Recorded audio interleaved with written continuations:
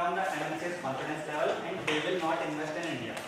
First of all, I would like to tell you about some facts about the Vodafone case.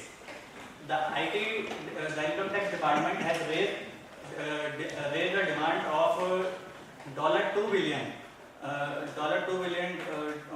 against the company on saying that the capital gain tax has not been paid by the seller, that is the Hong Kong-based Hutchison, by selling their 67% stake in the Indian subsidiary mobile telephony business.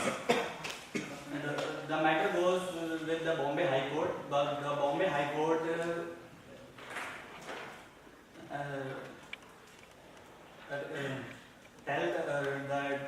made the decision in favor of revenue. After that, the matter went with the Supreme Court. The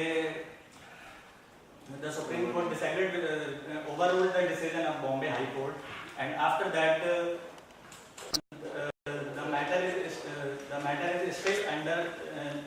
After that, the central government brought the retrospective amendment and overruled the judgment of Apex Court. Now the matter is still under negotiation between the central government and the Vodafone.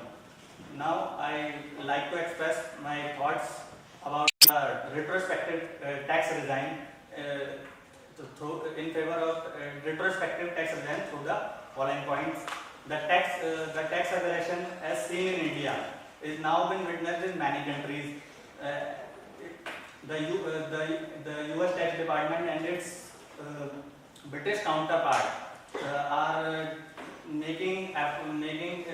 has made an initiative to counter the tax evasion and stopping the stashing funds which are thrown by these MNCs in the tax haven.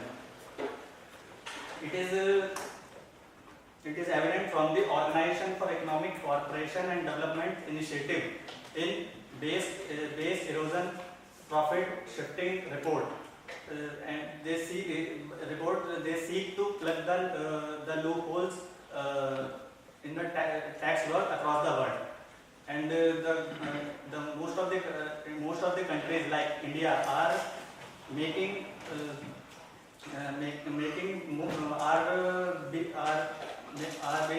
more conscious about their tax base being eroded, and India is now the part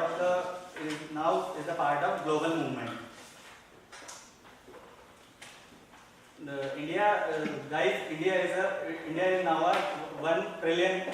has now a 1 trillion economy and is growing very fast. But and Indian government has a right to introduce terms and conditions, and so the MNCs should follow this, and the labor as compared to developed country, labor resources are very cheap in India as compared to the developed countries, and the labor law policies as prevalent in India is less stringent than the developed countries. Guys, we know that the outsourcing, in spite of the retrospective amendment, the outsourcing business has never come down. They are still operating, and Vodafone is still operating now. And what else the MNC's government wants from the government now? On the other side of the table, due to this retrospective amendment, MNCs are now in dilemma that whether to follow the tax legislation due to the uncertainty as prevalent in the tax laws.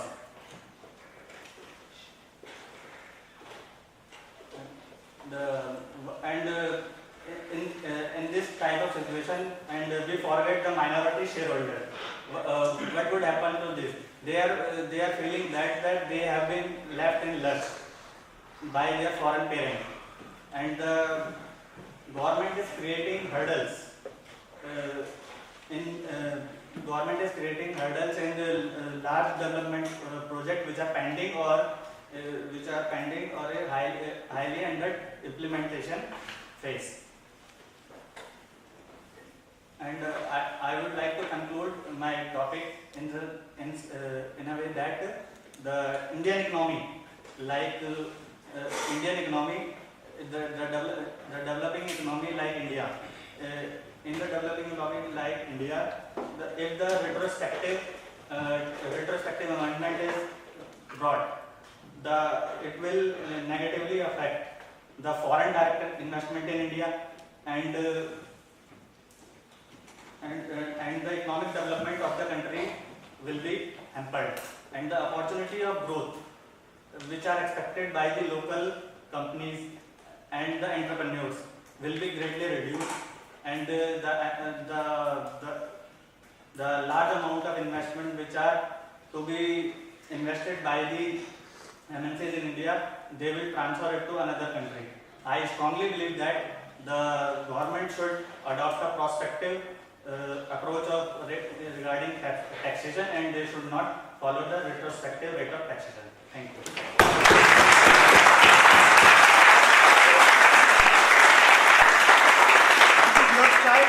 This is your style. Just continue with this style. That's it.